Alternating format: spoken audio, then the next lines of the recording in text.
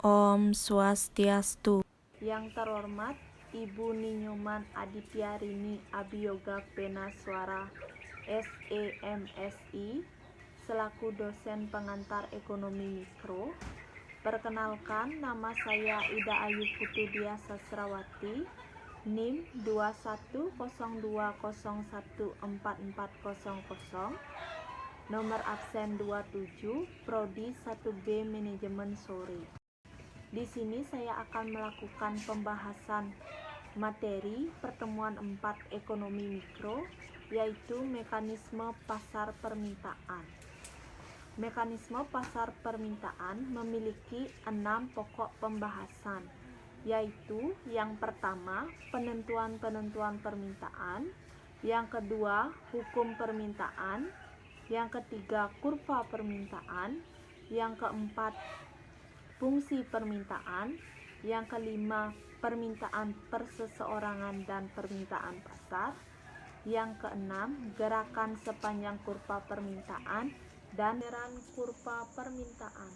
Di sini saya akan melakukan pembahasan, yaitu pokok pembahasan yang pertama, penentu-penentu permintaan. Permintaan seseorang atau masyarakat kepada suatu barang ditentukan oleh banyak faktor.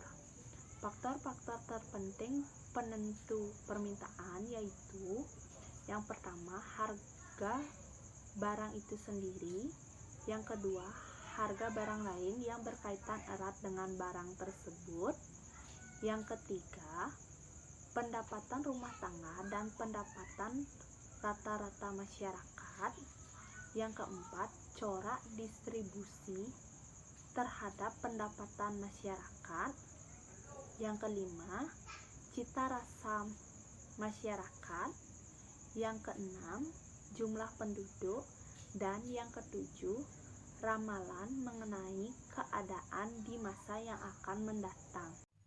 Oleh sebab itu, dalam membicarakan teori permintaan atau penentu-penentu permintaan, ahli ekonomi membuat analisis yang lebih sederhana. Dalam analisis ekonomi, dianggap bahwa permintaan suatu barang terutama dipengaruhi oleh tingkat harganya. Oleh sebab itu, dalam teori permintaan, yang terutama dianalisis adalah hubungan antara jumlah permintaan suatu barang dengan harga barang tersebut, dalam asumsi faktor-faktor lainnya tidak ada perubahan. Pokok bahasan yang kedua yaitu hukum permintaan. Pada hakikatnya merupakan hipotesis yang menyatakan semakin rendah harga suatu barang, maka semakin banyak permintaan terhadap suatu barang.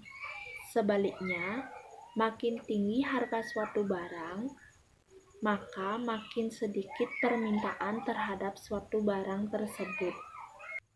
Jumlah permintaan dan tingkat harga memiliki sifat hubungan. Pertama, sifat hubungan seperti itu disebabkan oleh kenaikan harga menyebabkan para pembeli mencari barang lain yang digunakan sebagai pengganti barang yang mengalami kenaikan harga.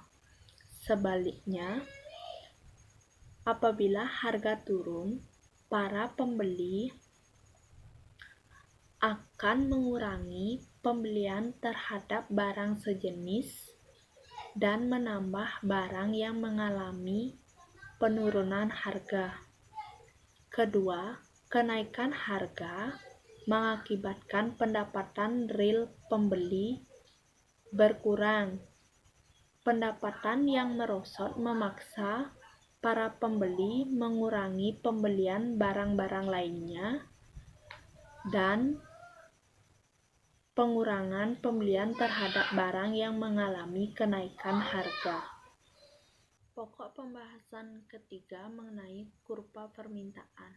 Kurva permintaan adalah suatu kurva yang menggambarkan sifat hubungan antara harga suatu barang dengan jumlah barang tersebut yang diminta oleh para pembeli. kurva permintaan bisa dikatakan sebagai grafik yang menggambarkan hubungan antara harga suatu barang dengan jumlah permintaan. Ciri-ciri dari kurva permintaan yaitu kurva bergerak dari kiri atas ke kanan bawah, kurva berbentuk garis lurus, kurva bergerak ke kanan menunjukkan permintaan terhadap suatu barang mengalami peningkatan. Pokok bahasan keempat yaitu fungsi permintaan. Persamaan yang menunjukkan hubungan antara jumlah permintaan dengan semua faktor yang mempengaruhinya. Jumlah permintaan suatu barang tergantung tingkat harga barang tersebut. Harga barang yang bersifat substitusi, tingkat harga barang lain yang bersifat komplementer, pendapatan konsumen, dan selera. Pokok pembahasan yang kelima yaitu permintaan perseorangan dan permintaan pasar. Permintaan suatu barang dapat dilihat dari dua sudut, yaitu permintaan yang dilakukan oleh seseorang dan permintaan yang dilakukan oleh semua orang dalam pasar. Oleh sebab itu, dalam analisis perlu dibedakan antara kurva permintaan perseorangan dan kurva permintaan pasar. Untuk memperoleh kurva permintaan pasar, kurva permintaan berbagi individu dalam pasar harus dijumlahkan. Keenam, sekaligus sebagai pokok pembahasan terakhir, mekanisme pasar permintaan yaitu gerakan sepanjang kurva permintaan dan pergeseran kurva permintaan. Gerakan sepanjang kurva permintaan. Perubahan sepanjang kurva permintaan berlaku apabila harga suatu barang yang diminta menjadi makin tinggi atau menurun yang disebabkan oleh perubahan harga atau jasa itu sendiri.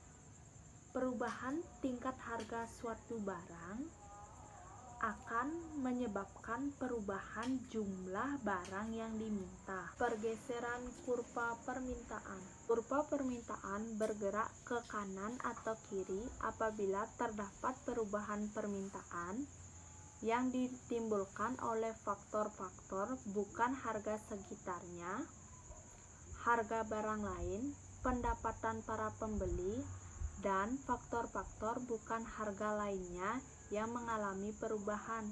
Maka, perubahan menyebabkan kurva permintaan pindah dari kanan atau kiri.